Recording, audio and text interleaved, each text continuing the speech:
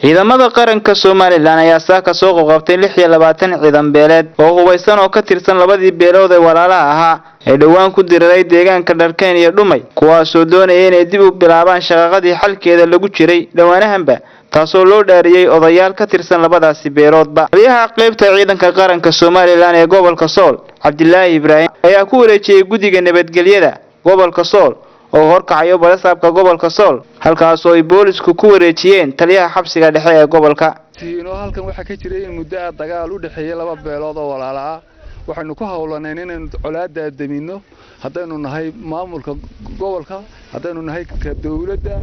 uqaasha guurtida iyo cid kasta wax garanaysa waxa la isku hawlay inaynu arinta qaboojino hadiye jeer waxa jira dad fidna ka shaqeeyaan way jiraan kuwa ilaahay waxaanu uga baryaynaa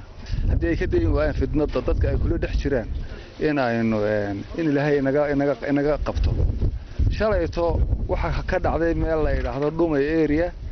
dagaal ay kaga hor yimaadeen labada beelood ayadoo aan ognahay ciidaha soo abaabulay iyo meelaha ay hawshaas ka timiday haddana markii hawshaas ay bilaabantay waxa gurmad sameeyay ciidanka qaranka si ay u qabtaan arrinta una damiyaan way ku guuleysteen isagoo aan wax khasaare dhicin in ciidanka qaranku ay galaan meeshii oo ay ku soo qabtaan waliba dadkii dagaalamayay qayb ka mid ah 20 iyo dhowr qof ah waxaan ballan qaadayna ciidan asluubahan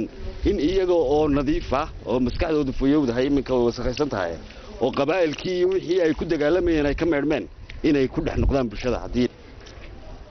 aad iyo aad baan boqolkiiba boqol ugu mahad celinayaa saraakiisha iyo ciidanka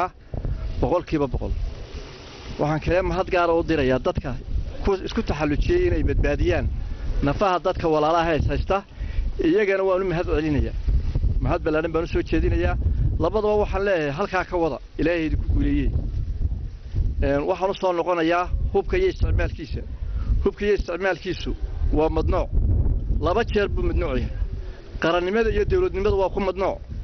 dhaarta beelaha la isu dhaariyay ee nabadda qaatayna waa ku madnuuc gudoomiyaha gobolka Sool oo gabagabadii goobta ka hadlay ayaa digniin u diray labadaasi beeloodba isagoona sheegay inay qabteen hub iyo 26 ciidan beeleed oo ka tirsan labadaasi beeloodba maanta halkan waxaan isku nimi inaanu maaragtay ku kala wareejino maxaabiis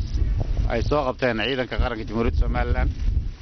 ee fadhiya aaga Dhumay ee gobolka Sool ciidankaas soo qabtay 26 maxbuus oo ahaa niman dhalinyaro u badan oo doonayay inay maaragtay labada reerood dagaal dhex dhigaan dagaalkaas oo ka dhacay aaga Dhumay gubad ka dhacay wuxuu ahaa labada reerood mid u dhaxay runtii oo jabiyay waxa la wixii baaq nabadeed iyo heshiisiin iyo dawladnimo aanu ku dhawaaqnay wax jabiyay baa dagaalkaas uu jabiyay ma ahayn markii ugu horeysay dagaalka ay ku kacaan waa markii labaad imika labada weegi la soo dhaafay dagaalamaan labada reerood waxaan u arkaynaa in dhalinyarada dagaalka qaaday ay ka baxday ciseen weyday odayadoodii ciseen waayeen baaqyadii garaadadooda ciseen waayeen dhaartii ay labada reerood galeen ciseen waayeen dhammaan ummadii ka naxday colaadooda ee ku faraxday nabadgelyadooda iyo dhaartoodii iyo suumaadkood ku faraxday ay ciseen waayeen waxa kale ciseen waayeen dawladnimadii way ciseen waayeen iyo islaamnimadii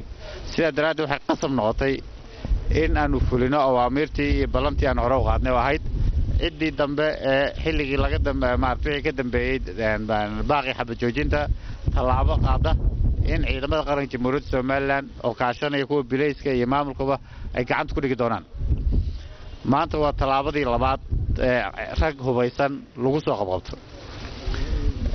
oo ka tirsan maxaabiista meesha ku xidhanay waa 26 waxay ka kooban yihiin labada reeroodba